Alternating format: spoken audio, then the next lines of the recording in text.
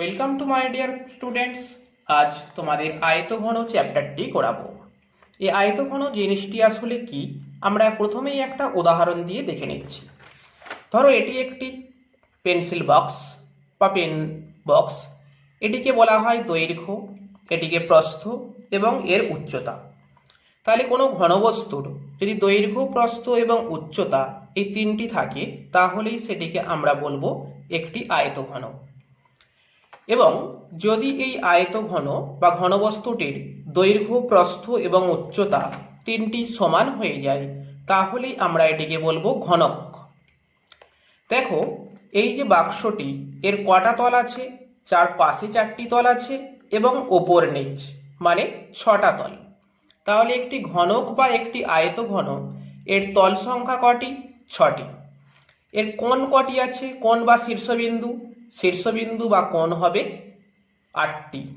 এবং ধার সংখ্যা কটা? ধার সংখ্যা হবে 12টা। তাহলে তোমাদেরকে প্রথমেই জেনে নিতে হবে যে একটি আয়তঘন বা একটি ঘনক এদের তল সংখ্যা কটি? 6টি। কৌণিক বিন্দু কটি বা শীর্ষবিন্দু কটি? 8টি। ধার সংখ্যা কটা? ধার সংখ্যা হচ্ছে 12টা। এবং কর্ণের সংখ্যা কটা?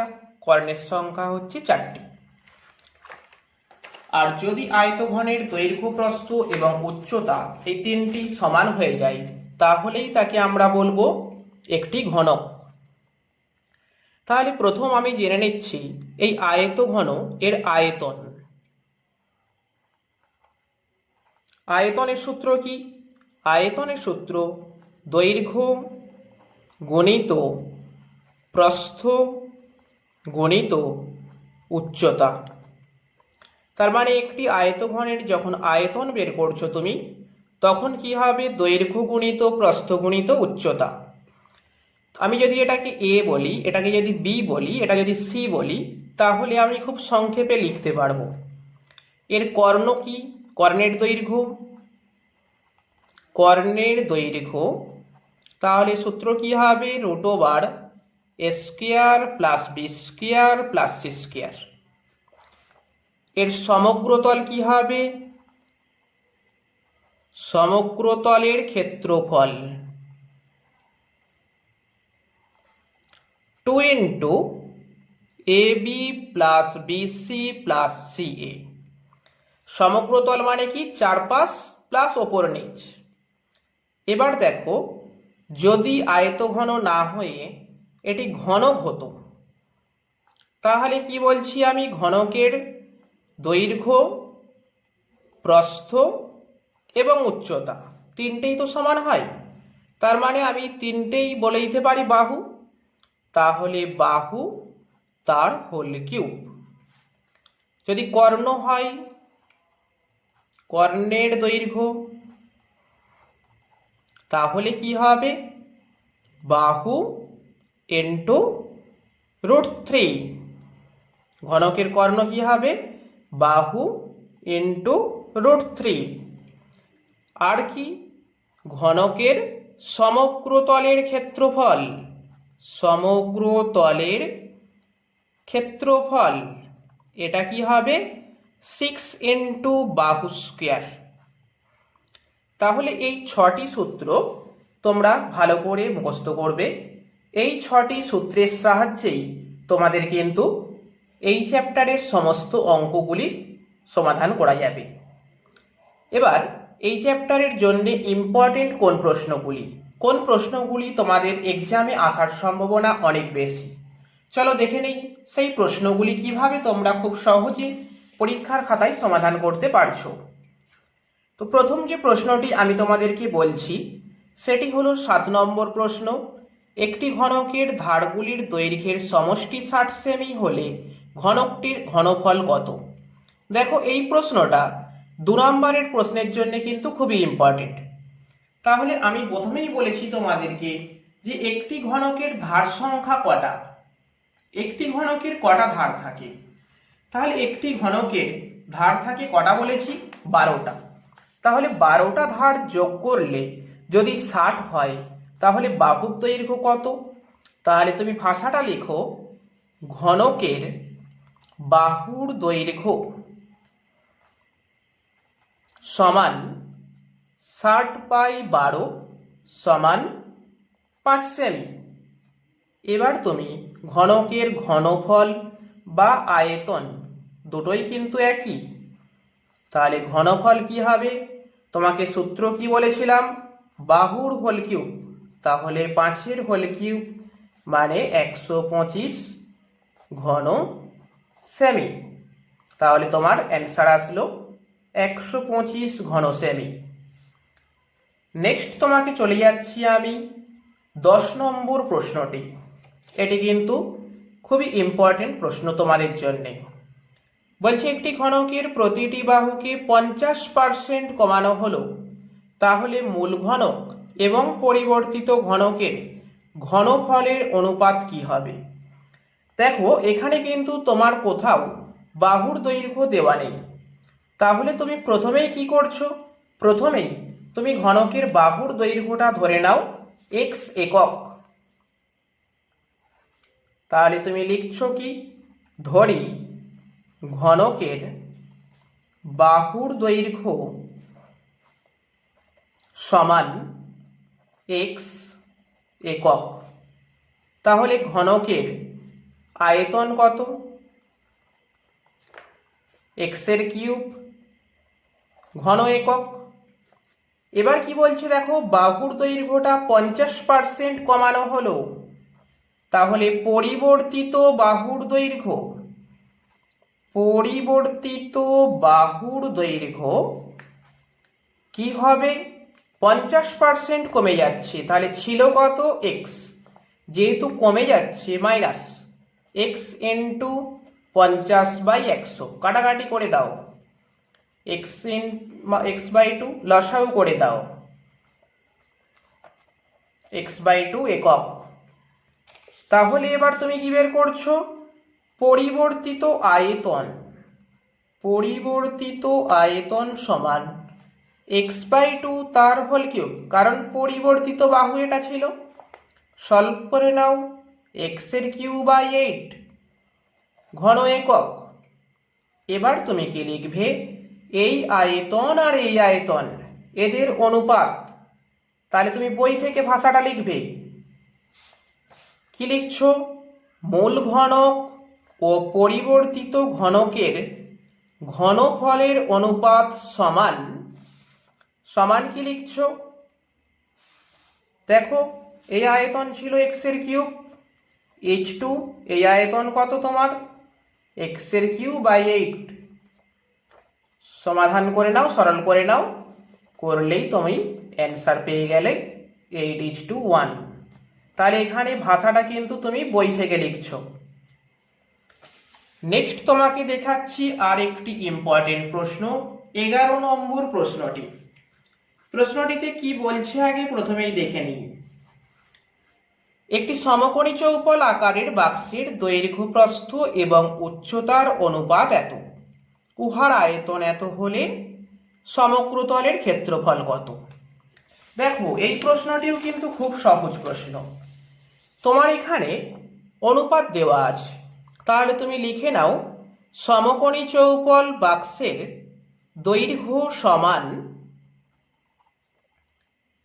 3x সেমি, প্রস্থ সমান 2x সেমি এবং উচ্চতা সমান x সেমি। তাহলে আয়তন কত হবে? আয়তন সমান, তোমরা কিন্তু সেমি কথাটা প্রত্যেক ক্ষেত্রেই লিখবে, আয়তন সমান 3x into 2x into x ঘন সেমি, গুণ করে দাও 6x এর কিউব ঘন সেমি। কেন? দৈর্ঘ্য গুণিত প্রস্থ গুণিত উচ্চতা। এবার দেখো প্রশ্নে তোমায় আয়তন কত বলছে এটা, তাহলে তুমি লিখে দাও শর্তানুসারে বা প্রশ্নানুসারে 6x এর কিউব সমান 384 বা x এর কিউব সমান 384/6, কাটাকাটি করে দাও, ছয় ছয় 36, 64, 64 মানে কত? 4 কিউব। তাহলে তুমি x পেয়ে গেলে 4। তাহলে x যদি 4 পেয়ে যাও, তুমি দৈর্ঘ্য পেয়ে যাচ্ছ, প্রস্থ পেয়ে যাচ্ছ, উচ্চতা পেয়ে যাচ্ছ।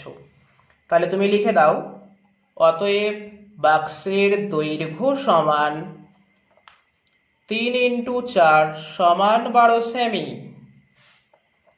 প্রস্থ সমান 2 × 4 সমান 8 সেমি এবং উচ্চতা সমান 4 সেমি। তোমায় কি বের করতে বলেছিল? বাক্সটির সমগ্র তলের ক্ষেত্রফল। তাহলে তুমি লিখে দাও, বাক্সটির সমগ্র তলের ক্ষেত্রফল সমান, সূত্র কি বলছে? দৈর্ঘ্য গুণিত প্রস্থ প্লাস প্রস্থ গুণিত উচ্চতা প্লাস উচ্চতা গুণিত দৈর্ঘ্য। 8 × 12 = 96, 4 × 8 = 32, 4 × 12 = 48। ঘন বর্গ সেমি কথাটা কিন্তু লিখবে তোমরা, ক্ষেত্রফল হলেই বর্গ সেমি। এটা যোগ করো, 8 × 2 = 10, 10 × 6 = 16, 4 × 4 = 8, 9 × 8 = 17, গুণ করে দাও, 2 এত বর্গ সেমি, 352 বর্গ সেমি। তাহলে এটা তোমার অ্যান্সার চলে আসলো। নেক্সট চলে যাচ্ছি আর একটি ইম্পর্টেন্ট প্রশ্ন। প্রশ্নটিতে কি বলছে দেখো, 12 দাগের অঙ্কটি। একটি চা বাক্সের ভেতরের দৈর্ঘ্য, প্রস্থ, উচ্চতা যথাক্রমে এত, এত এবং এত। চা ভর্তি বাক্সটির ওজন এত গ্রাম, খালি অবস্থায় ওজন এত গ্রাম, এত কিগ্রা হলে 1 ঘন ডেসিমি চায়ের ওজন কত? দেখো প্রশ্নে বলছে 1 ঘন ডেসিমি। তাহলে তোমরা জানো ঘন ডেসিমি কথাটা কার সঙ্গে যুক্ত? ঘন ডেসিমি কথাটি আয়তনের সঙ্গে যুক্ত। তাহলে প্রথমেই তুমি চা বাক্সের ভেতরের আয়তনটা বের করে নাও। চা ভর্তি বাক্সের ভিতরের আয়তন সমান 7.5 × 6 × 5.4 ঘন ডেসিমি। এটা কিছু করতে হবে না, রেখে দাও। এবার তুমি ভালো করে বোঝো, দেখো চা ভর্তি বাক্সের ওজন তোমাকে বলছে এত এবং খালি অবস্থায় ওজন এটা। তাহলে চায়ের ওজন কত? এই দুটোর বিয়োগফল। তাহলে তুমি লিখে দাও, চায়ের ওজন সমান 52 কেজি 350 গ্রাম মাইনাস 3.75 কেজি। তার মানে 52.350 মাইনাস 3.75 কেজি। তাহলে এটা বিয়োগ করো, বিয়োগ করলে কত হবে? 48.600 কেজি। তাহলে এটা কিগ্রা থেকে গ্রামে চলে যাও, এত গ্রাম, দশমিক উঠে যাচ্ছে। এবার তুমি ভাষায় লেখো 7.5 × 6 × 5. এত ঘন ডেসিমি চায়ের ওজন এত গ্রাম। 1 ঘন ডেসিমি ঐকিক নিয়মে চলে যাও, কত হবে? 48400/7.5 × 6 × 5.4। দশমিক তুলে তোমরা কাটাকাটি করো, 48400 × 10 × 10, দুটো দশমিক তুলছি, বাই 75 × 6 × 54। কাটাকাটি তোমরা করে নাও, করে নিলেই তোমার অ্যান্সারটা চলে আসছে। গ্রাম কথাটা কিন্তু অবশ্যই লিখছো তুমি। নেক্সট চলে আসছি 13 নম্বর প্রশ্ন, খুবই ইম্পর্টেন্ট একটি প্রশ্ন তোমাদের জন্যে। এই প্রশ্নটা তোমাদের এক্সামে প্রায়শই দেখা যায়, তো এই প্রশ্নটা তোমরা ভালো করে মন দিয়ে করো। দেখো খুবই সহজ একটি প্রশ্ন। একটি বর্গাকার ভূমিবিশিষ্ট পিতলের প্লেটের দৈর্ঘ্য 1 সেমি, বেধ এত মিলিমি এবং প্লেটটির ওজন এত গ্রাম। যদি 1 ঘন সেমি পিতলের ওজন এত গ্রাম হয় তাহলে x এর মান কত? তাহলে তুমি প্রশ্নটাতে খেয়াল করো, এখানে সেমি আছে, এখানে সেমি আছে, এখানে মিলিমি আছে। অ্যাকচুয়ালি বেধ মানে কি? বেধ মানে কতটা পুরু, প্লেটটি কতটা পুরু। তাহলে বেধ মানে উচ্চতা ভাবতে পারো তুমি এখানে। তাহলে বেধ সমান 1 মিলিমি। এটা কি তুমি সেমিতে প্রকাশ করো তাহলে কি হবে? মিটার, ডেসিমিটার, সেন্টিমিটার, তারপরে মিলিমিটার। তাহলে 0.1 সেমি। আয়তন বের করো। প্লেটটির আয়তন সমান, দেখো ভূমিটা বলছে কিন্তু বর্গাকার, মানে দৈর্ঘ্য প্রস্থ দুটোই সমান। তাহলে দৈর্ঘ্য ইন্টু প্রস্থ ইন্টু উচ্চতা, এত ঘন সেমি। এবার দেখো প্রশ্নে তোমায় বলছে 1 ঘন সেমি পিতলের ওজন এত গ্রাম। তাহলে তুমি লিখে নাও 1 ঘন সেমি পিতলের ওজন 8.4 গ্রাম। আর এটাতে কত? এ দুটো গুণ করে দাও, এক্স স্কোয়ার ইন্টু 0.1 ঘন সেমিতে কত হবে?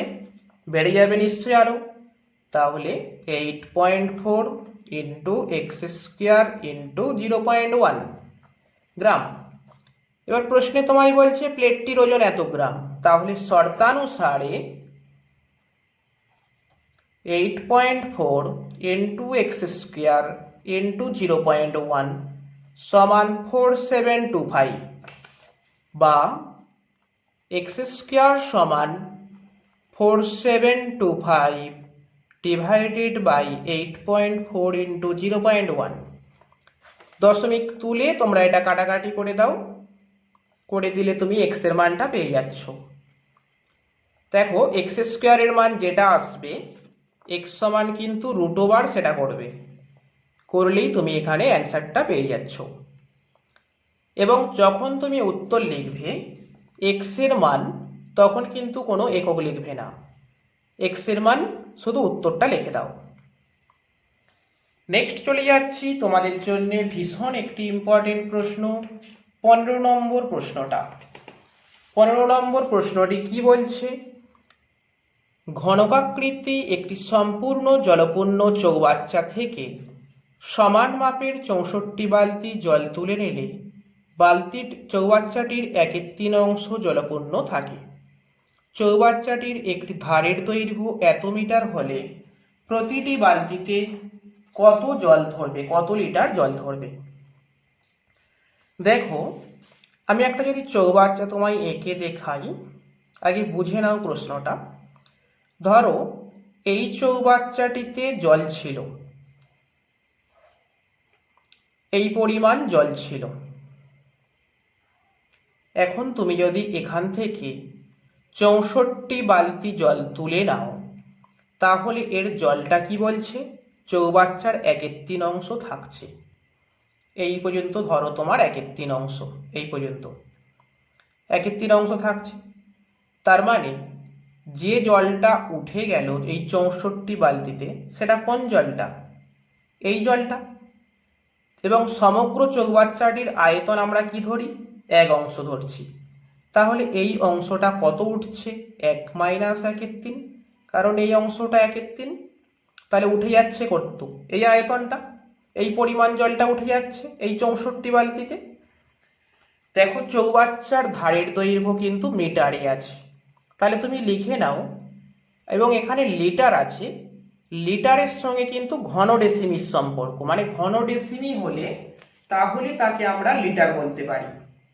তাহলে তুমি প্রথমেই লিখে নাও চৌবাচ্চাটির বাহুর দৈর্ঘ্য সমান 1.2 মিটার সমান 12 ডেসিমিটার।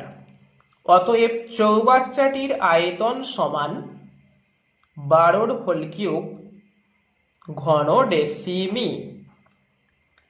এবার দেখো প্রশ্নে বলছে 64 বালতি জল তুলে নিলে চৌবাচ্চাটির 1/3 অংশ জলপূর্ণ থাকছে। তাহলে তুমি লেখো 64 বালতিতে